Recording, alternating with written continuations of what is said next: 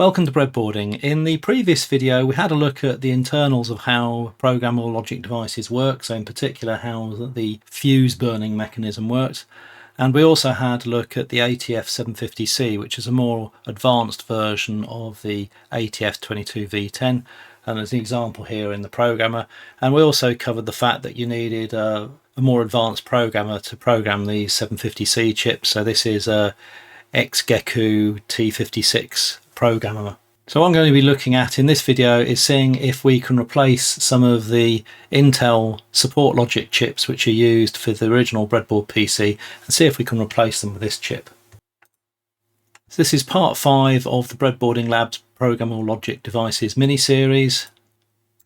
Now the Breadboard 8088 PC, for which there'll be a playlist in the description below if you want to have a look at the whole series. We basically built an IBM PC compatible computer on breadboards. Now the IBM PC ran the Intel 88 in maximum mode. There were two modes available, minimum mode and maximum mode. Maximum mode required the supporting chip, bus controller, the 8288, and generally the clock signals for the 8088 and 8086 required the clock controller as well. So in this video what we're going to be looking at doing is saying, can we replace both of these chips with the ATF750C? So it's probably worthwhile having a quick look at the datasheets which covers all this information first. So this IAPX 8688 is the main hardware reference manual published by Intel, and this covers many pages, 350 odd pages, and includes a lot of the information that we're going to be needing to know about in here. So I'm not going to go into this in any detail, but there's a few diagrams and things that I've pulled out of here. And if you want to know how all this sort of stuff works, then I suggest you read this document. And this is the data sheet for the original Intel 8088. And we can see here from the pin layout down here, in fact the pins have different meaning depending on if the chip is in minimum mode or maximum mode, and there is one of the pins is devoted to setting minimum mode or maximum mode. Now the IBM PC had this pin tied to ground, so that's the maximum mode, but I'm looking for a future project for Breadboard PC version 2 to simplify the design, and in that I'm looking at using the minimum mode, but that does mean that we're going to have to replace the bus controller. And in the data sheet here, with all the sections on the pins, you'll be able to see that there's a bit here for the pins for minimum mode, and then a little bit further down there's a section for the pin meanings when they're in maximum mode. Then we've got the clock generator. Now the clock generator produces reset output, the 14.3 MHz oscillator which was used for the original CGA card, peripheral clock, the main CPU clock, and the ready output that controls the processor and whether or not we're extending bus cycles for wait states and things like that. Then the bus controller, we'll look at the pin assignments in detail in a couple of slides time. It basically took a couple of the pin outputs from the processor and then decoded these to provide the various bus control signals. Now some of these signals are available on the Intel 8088 chip itself when we run in minimum mode, so we'll have a look at that as well. So what I'm looking to do is to replace these two chips with one ATF750C. So in order to do that we need to have a clock divider, so we're going to divide the input 14.3 MHz clock and divide that by 3, and the Intel 8088 required a 33%, 67% duty cycle, so it means that the high period is about a third of the cycle and the low period is about 2/3 of the cycle. We also need to ensure the correct timing for the reset. So in particular, the reset has to be coordinated with the clock. We also need to ensure that the ready output for doing wait states is actually compatible. And what I'm going to be doing is comparing an original 8284 with the replacement that I've programmed and see whether or not we can get the signals to be approximately the same for the same inputs. And we're also going to look at producing the IO read, IO write, memory read and memory write signals from the CPU signals. So in fact these outputs originally came from the bus controller, whereas the minimum mode CPU only has these 3 signals, so we actually have to make these 4 signals out of these 3. So let's take a look at the original schematic for the Breadboard PC. So this is the version that I completed about a month ago. And in this section, we're going to be looking at the power supervisor circuits. The power supervisor really handles the reset button and the power on, so it delays the processor coming out of reset by about 0.4 of a second after power on. So this ensures that all the clocks and everything else have all stabilized and are running smoothly before the processor comes out of reset. And it will also debounce the push button, reset button. The reset button is just this line being tied to ground down on the keypad. So a couple of things to know about these. If you're using this, the outputs for reset is actually open collector, so we need to include a pull-up resistor to 5 volts, otherwise we won't see anything on the output there. So I thought I'd blown one of the chips up originally when I was doing this because I had neglected to put in the pull-up resistor. And there's also a strobe that you need to provide. If we don't provide some sort of input, some activity on the strobe input, which is for a watchdog timer, then the chip will actually go into a reset loop probably about every half a second or so. So if it doesn't have any activity from the processor, it'll assume it's hung, it'll go into reset. So all we do here is actually plug this into the peripheral clock signal, in fact, in this particular design. Then there's a PLD here that we use for inverting a couple of signals and providing some other clock signals. Now, because we're not going to be using DMA in the version 2 of the Breadboard PC, we'll probably eliminate this PLD altogether. And this is the clock controller here. And what this does is takes, for the X1 and X2 crystal inputs, takes our 14.3 megahertz crystal. So this was tied to the CGA color output needed for NTSC color video. A number of inputs are not used on the PC, so the Ready 2 AN2 are just wired to 5 volts and ground. These other 2 inputs are used for the wait states and also for the DMA. So if the DMA controller was taking over, then in fact it just caused the CPU to wait until such time as DMA controller had finished. So we're going to wire these up and have these at least if we want to use them. Then there's a setting here to determine whether we use external frequency input. This means we can put an external clock going into here without a crystal, and the FC bar controls whether you use the crystal when it's to ground or whether we use this EFI input. Now to start with, I'm just going to look at using the crystal, but what I will then do is look at feeding the same clock. I've got a oscillator, 14.3 megahertz oscillator chip that I'm going to use, since it's quite difficult to get these crystals oscillating with just normal circuits and using inverters on the PLD. So the reset output here we're going to need to monitor because there are some specifics to do with the timing to make sure that the reset is synchronized with the output clock. And the clock 88 is the main output clock from this chip, which goes down to the processor down the bottom here. And then the clock is also used in a couple of the other chips. Now there are a number of inputs here that are not used, so things like C-Sync and A-Sync are set in a particular mode, and I'll talk about those when we look at the diagram for these things, but we don't actually need to include these as input. We might just hard code the PLD to have the inputs that we need for the PC. Then down the bottom here, this is where the bus controller comes, and what the bus controller does is takes the S0, S1 and S2 outputs from the CPU and actually decodes them. It also uses the clock, and then things like the IO read, IO write, memory read, memory write, and various other control signals all come out of here. And we'll be looking at the comparison of this to the minimum mode CPU in a couple of slides' time. So to test this, what I'm going to do is to rig up the power supervisor to make sure that the clock controller gets initialized cleanly on power on. We're going to wire this up with all of the sort of inputs and things as it stands here, with the internal oscillator as well. And then also going to wire in an external 14.3 megahertz oscillator, so we can actually feed the same clock into this chip and our PLD to actually compare the outputs. So now let's have a look at the detail from these various data sheets and things. So this is the clock controller diagram that I've taken from the data sheet. And what you'll see here is where I've done the red pins here. These are pins that we don't really need to worry about. We'll either be setting this, I think async is effectively hardwired to ground, and C-sync is not used. So in fact we could ignore C-sync, and in fact because this is hardwired to ground, effectively this just means this path goes through to here. What async allows us to do is if we had a synchronous device, then it would actually ignore this particular flip-flop here, but since we're dealing with asynchronous signals, so the ready and wait inputs are not going to be coordinated with the clock, therefore we want to keep this in async mode, so we need both the flip-flops working. So this is the original oscillator. When we're building our PLD, we're not going to try and make the PLD do the oscillator. That would probably be a step too far.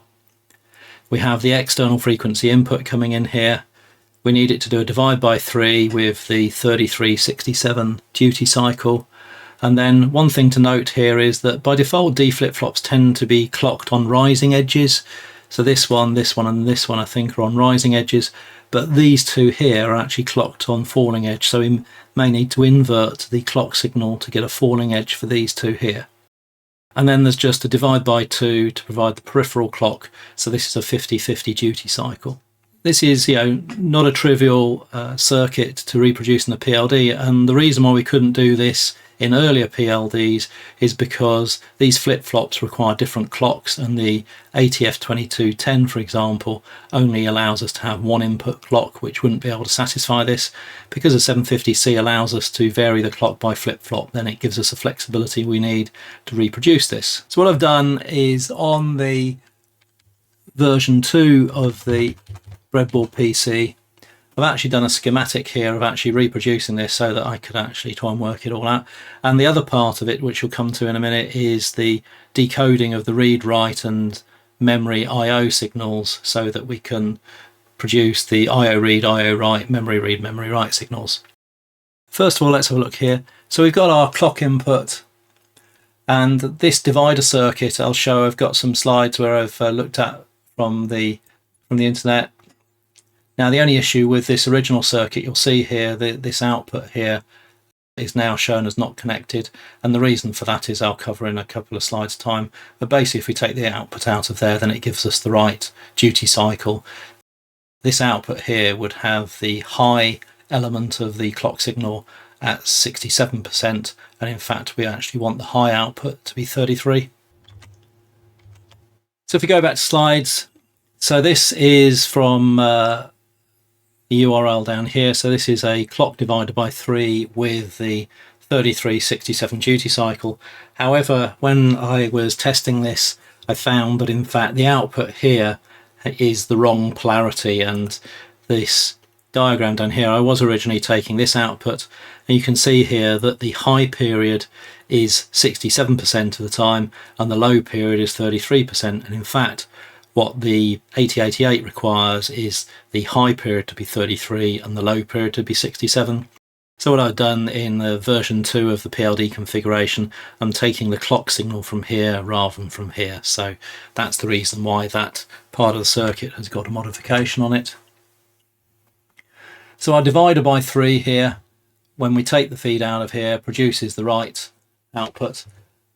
And you can see here that we've got a clock rising, which is just buffered in the original chip, and then we've got the falling clock, which is just inverted, and you'll see that the falling is actually used for the reset flip-flop that makes sure that the reset input is synchronized to the clock, and there's also this second flip-flop for the ready is also on the falling clock.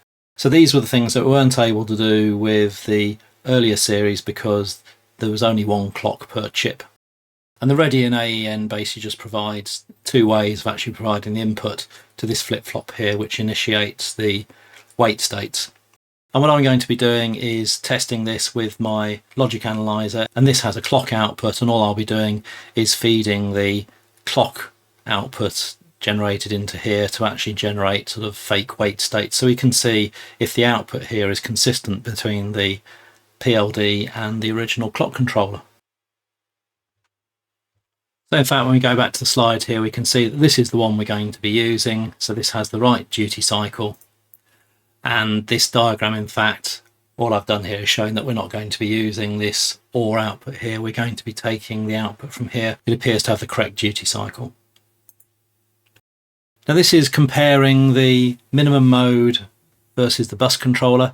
So this is the pin layout. You can see that the maximum mode pins are defined here, and all I've done is in red is really where the outputs from the chip for maximum mode are. So it takes the clock and this S0, S1, S2, and those obviously go in here. There's also this pin is used to determine if this is in IO only mode or if it's in general mode, and this basically is not in IO mode, therefore we'll ignore it.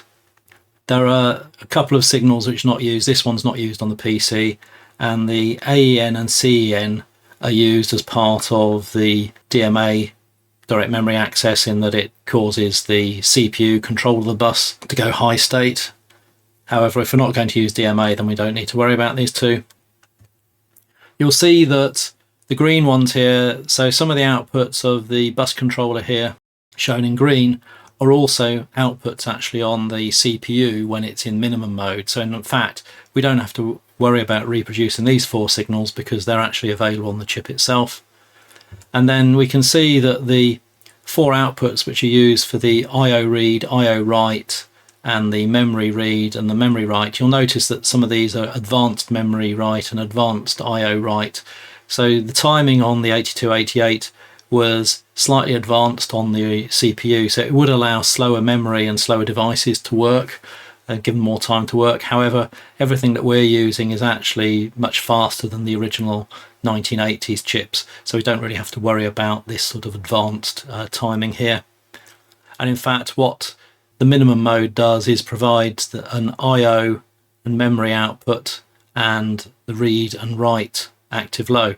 Now the only thing is, I have noticed here that this is actually the different way around from some of the other sources I've got. Then the memory is high and the IO is low, so I will need to check that. And there are some differences between the 8088 and 8086 in the polarity of some of these signals. You'll also notice that this data enable here is active high here, but data enable is active low here. So there's a few things you may need to check when we are actually putting this into the main circuit. And then in the document that I referenced earlier, the IAX 8088-86 document, then this actually includes a section, so I think it's around page 95 of the PDF. And you can see that it actually shows that if you're in minimum mode, then this is how you can actually decode this.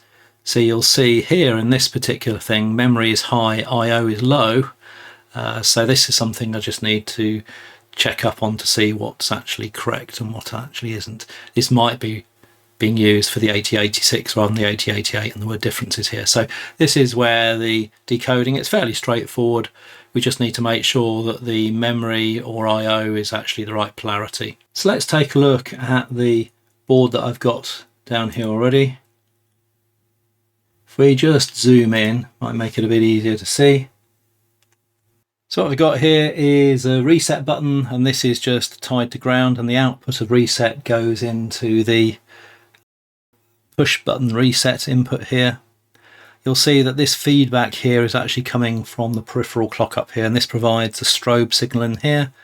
And then the output of the reset output coming out of here goes into the RES active low.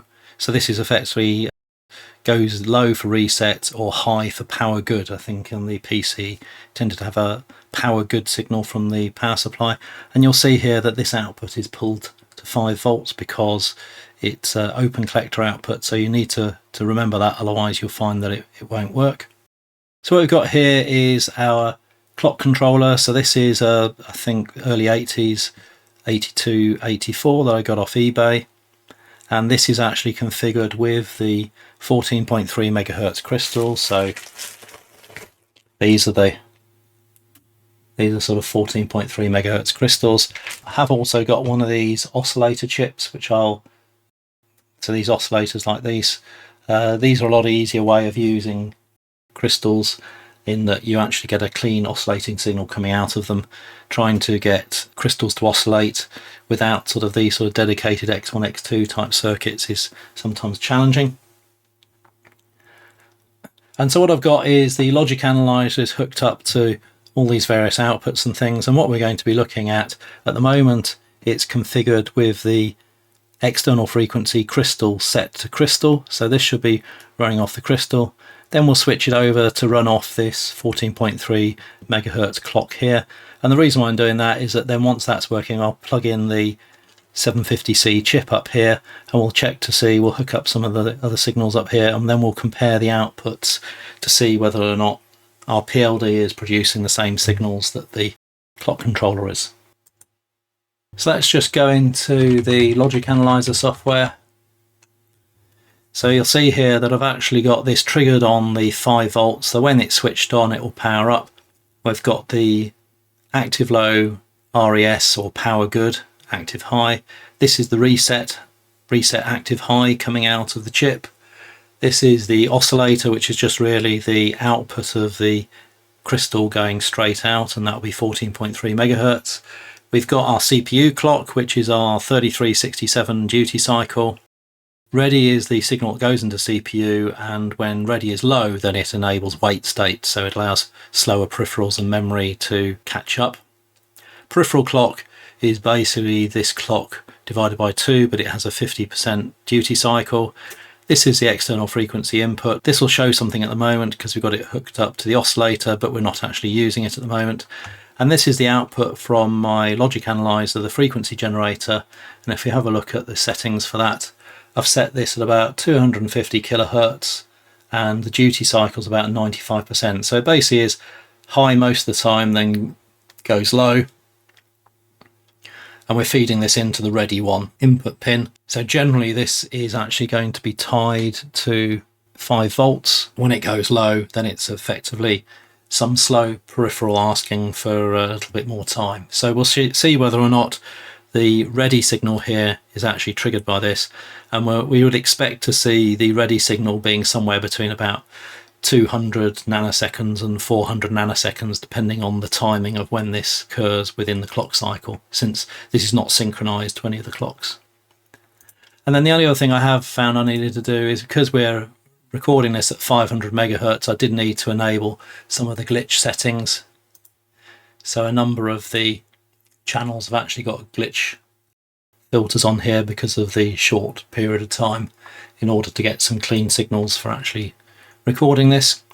So what this is going to do, I'm just going to set this off, then power it on, and what we should see is after about 0.4 of a second it will come out of reset, and then we should start to see the various signals have all stabilized by then, and then it'll allow us then to just check everything's working okay first.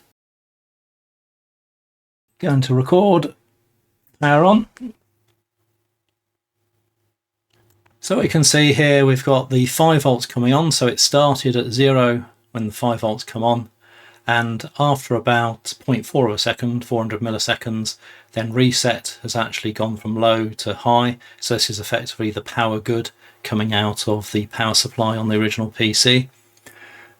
We're obviously at far too high a scale here, so we're going to drill down to here. I'm going to put a few markers in just to sort of show things. So first thing we're going to do is the reset. So you'll see here that from reset going high, so reset going low, so this is reset is active high in this particular one, and we'll see here that there's about 22 nanoseconds between this one going high and this one going low, and it should be, you can see here that it's pretty much coordinated with the falling edge of the clock here, which I think is the requirement from the Intel side of things. So if we have a look at the oscilloscope on that EFI pin, so you can see that the oscilloscope output seems to be fine. It's about 14.3 megahertz. The peak to peak is just over 5 volts with these sort of little blips there, but the actual crystal output, the oscillator output, appears to be fine, even though when we actually look down here it looks to be a little erratic. Then finally, if we have a look at the frequency generator, this is the input to the wait state, and you can see here that we're actually getting a period of time here, in this particular case 150, and you'll see that sometimes you get a slightly wider period, so this is about 412 nanoseconds. So depending on when this clock period occurs within the cycle, then you might have sort of a shorter period of time or a longer period of time, but generally it's about 200 nanoseconds to 400 nanoseconds. And all we were looking to do is to see, will the PLD we're doing produce the similar output to what we have done here. We'll just save this for later.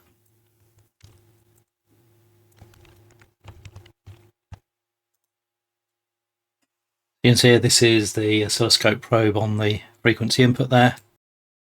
So this resistor here, 1K resistor, which is currently tied to ground, we're going to change this to tied to 5 volts, and this should change this to use the external frequency. So should be using this link now. If we just turn it off and rerun the test, we're just going to power this on again. This is now using the external frequency input.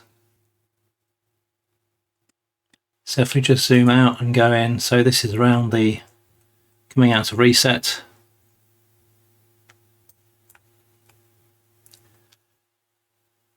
Now the oscillator output here is still actually the oscillator output from the crystal, in that the clock controller still outputs this signal from the X1, X2 inputs, but this is now the external frequency input, and we can see here, if you look at the top right hand side up here, it's about 14.28, and it just varies a little depending on when the signal gets captured. But we can see here that the clock 88 again is similar, it's about 38% duty cycle. And the oscillator here, if we actually put some markers here, if you have a look at the rising edge of that one, you'll see that the two clocks are not synchronized. In fact, the rising edge of this one and rising edge of this one, they're two independent clocks. Now, this oscillator won't get used for anything on the Breadboard PC, so it's not really an issue, but it's just something to be aware of. So the key thing is here is we know that we've got the external frequency input working, we've got our peripheral clock coming out about half the CPU frequency here, and that we've got our sort of high period and low period is actually in the correct ratio here. So up to over 25 minutes now, so I'm going to break the video there, and in the next video what we'll do is continue to design the PLD configuration rules. We'll then look at programming the ATF750V PLD, and then we'll test the new PLD alongside the clock controller and check to see whether we can get comparable signals coming out of it. So if you don't want to miss out on future videos, please hit subscribe, and if you found the content interesting, please hit like. It just helps to make the videos available to more people. Thanks for watching.